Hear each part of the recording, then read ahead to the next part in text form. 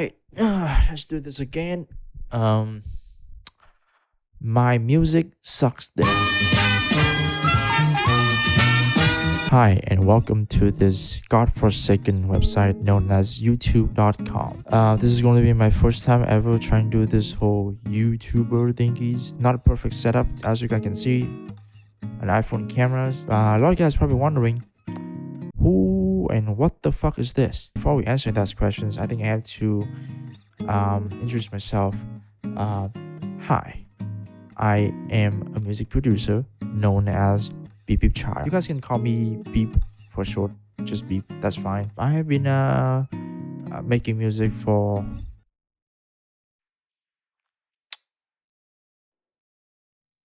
was it 2015? It's 2015. Oh my god. 6 years now.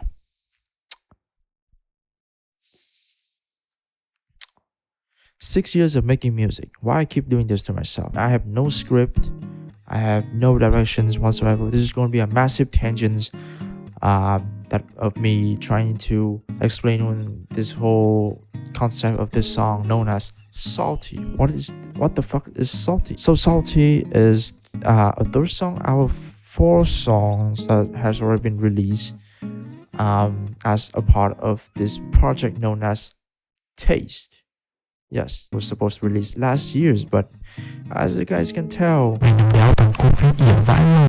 such a vivid dream at this point. I think the production for Salties actually begins around April or May 2020, around that time. I can't remember. So yeah, there were a lot of the work that I put into this project was trying to do some research when it comes to Asian cultures and traditional instrument from different countries in Asia. It was a lot of fun. I learned a lot of things, and I think when you try to make an Asian culture inspired track, I think the least you could do is try to research about them and learn the history behind the instrument and the culture. So the most difficult part of pulling these songs off was the fact that I have to find the right balance between the EDM side with the much more traditional side of the music and the narrative. Before we jump right into the much more detailed stuff for the songs,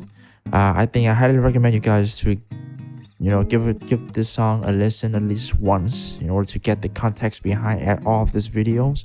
If it's not your thing, that's fine, understandable. Have a nice day. You can pause this video, listen to it, and jump back. That's fine. I will wait.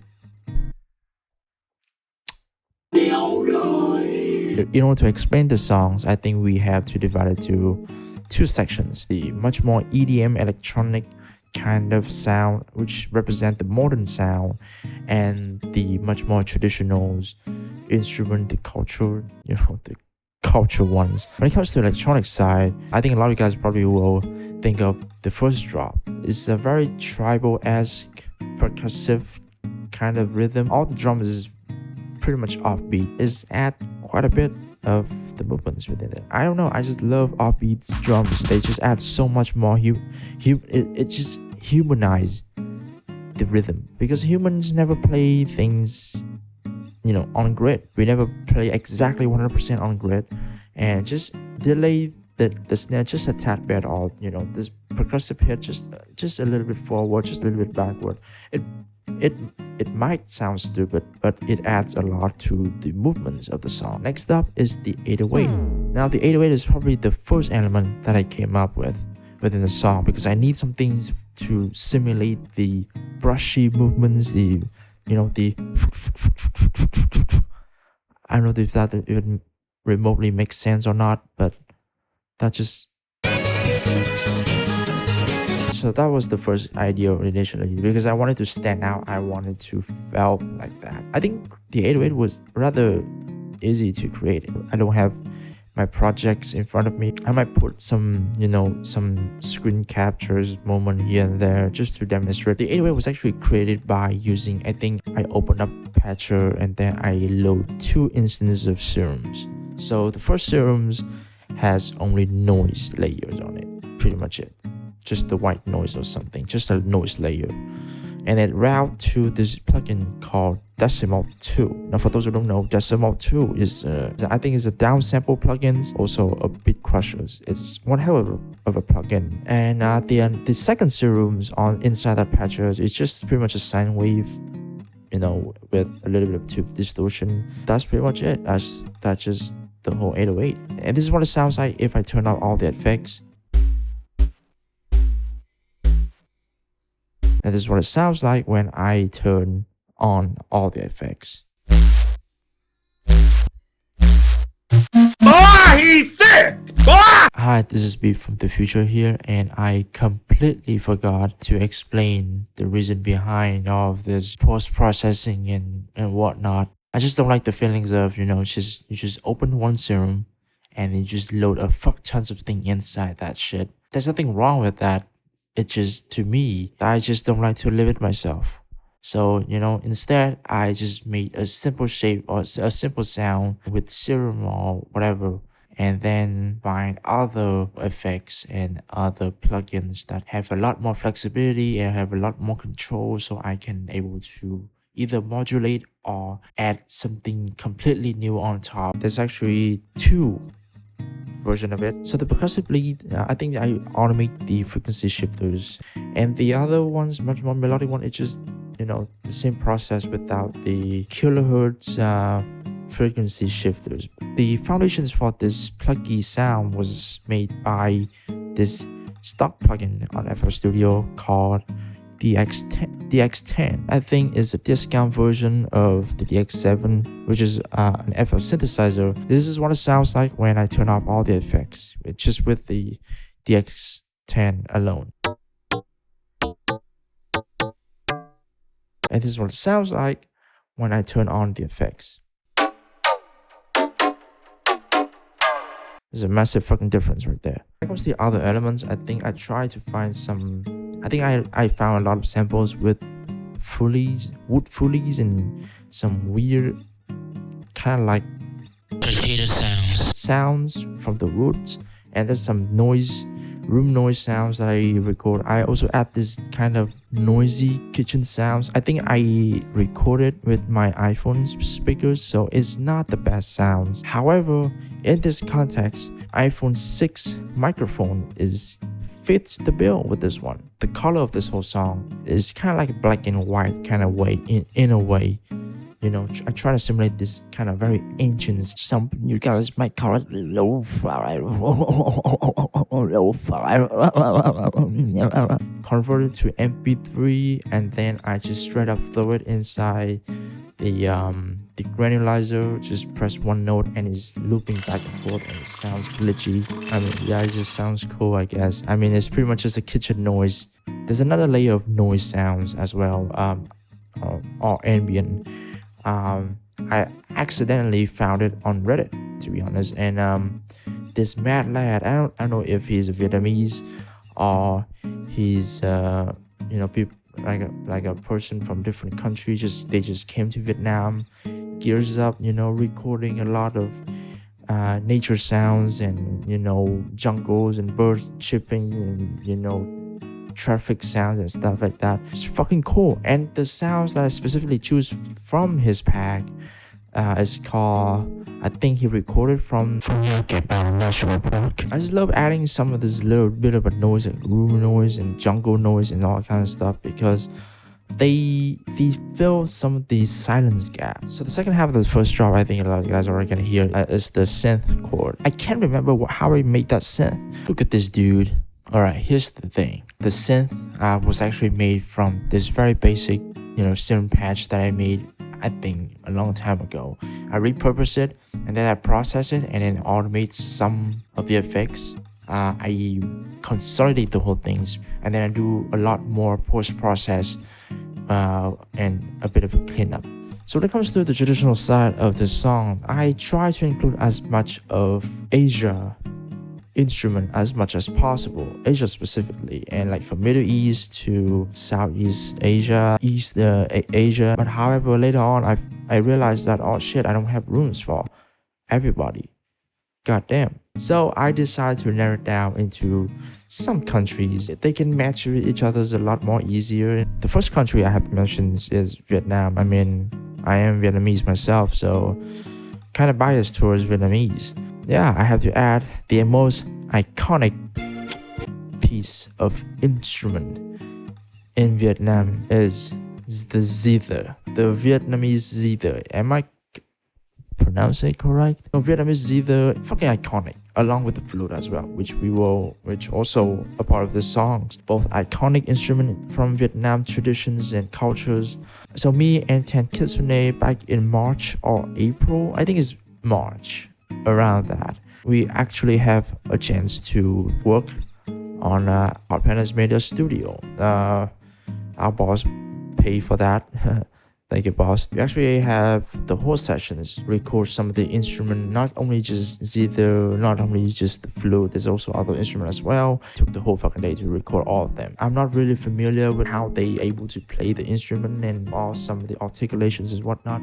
I have no idea because I haven't played that. I don't have a chance to play those instruments. So all I have was a random chord progression. Pretty much I just tell them to freestyle on this chord progressions. It's a very jazzy chord itself, so some of them might kind of throw off guard, but some of them was just be like, yo, what key is this?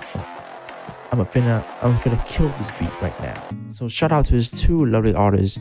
They both play the instrument crazy well and they know inside and outside of this instrument. All I did with the zither was I pick and choose which take sounds the best, finding which one vibe with each other. There's actually 2 takes or maybe 3 takes that I use.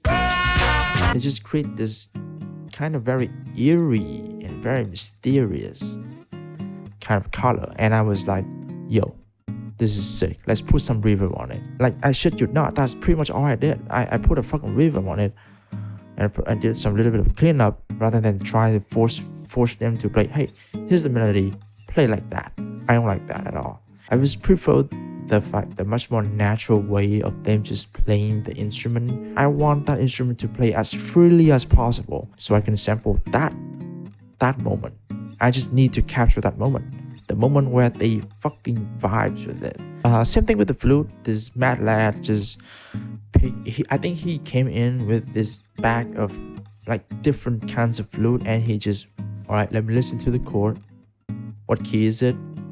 Alright, sick. Let me pick and choose my weapons of choice. What kind of flute sounds that I will fucking murder on this fucking chord right now? I've always forgot.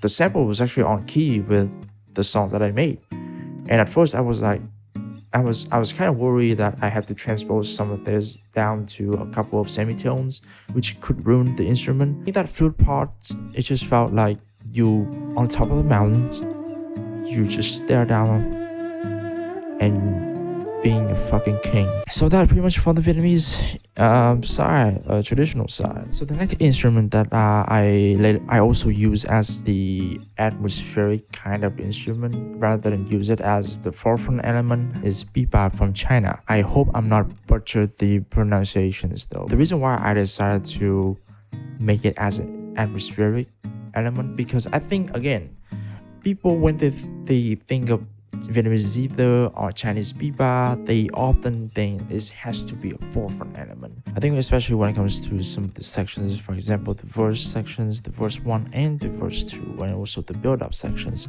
I think the forefront elements can also be the most powerful background and atmosphere element as well. So that's why I want to soak them with reverb and delay and continue to create this constant of atmospheric eerie and this very dark energies around. So when it comes to India, instead of just find their traditional instrument, I just find, is there some kind of, like a female singing voice or male singing voice or a chant or whatnot, which I was able to find the sample from Splice. I think it's called, but pretty much it's a tenor female voice singing. I add a bit of supermassive, a lot of delays and shit, a little bit of pan man itself, so it could just move left to right and left to right. I was having a hard time trying to find a clean chant samples just to use. So luckily on Splice, they have this Himalayan chant. I'm not sure about the context behind the sample, but it sounds fucking dope. I'm not gonna lie. I added here and there within the songs. You guys might not able to hear it very clearly, but it's there. It's there in the background. Also, it's one of those elements, it adds a little bit of immersion in for the songs and for the experience only.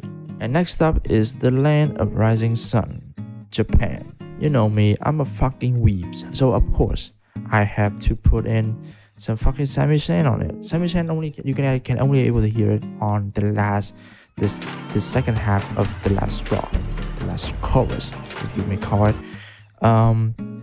That's pretty much the samisen. Yeah. Also, but however, besides samisen, I was able to find some taiko drum samples, taiko percussions as well on Splice. Luckily, Splice have, so I don't have to scatter around YouTube just to find those terrible samples. So yeah, they have some clean ass taiko drums, so I can add it in. However, some of them I have to cut and rearrange them just a tad bit, just to make it fit a little bit more.